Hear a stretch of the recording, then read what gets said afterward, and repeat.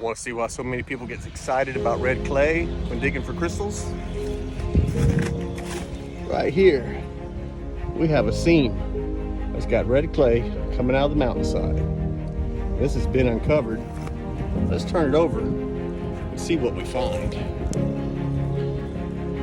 There's all kinds of jimmy little pieces in there. Oh, look at that. See how black that is? That's a water clear crystal. They reflect as being black when in the clay. Let's turn this over. Oh, that's a big chunk. Look inside of it. Crystals everywhere.